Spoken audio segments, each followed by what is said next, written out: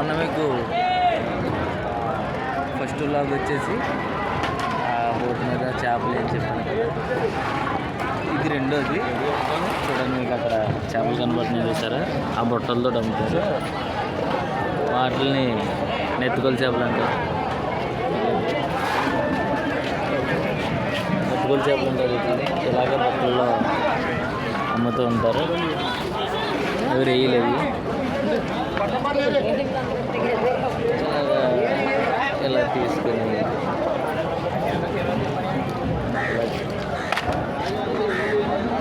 ఎక్కడంతా చూపెడుతుందా బాగా ఉంటారు.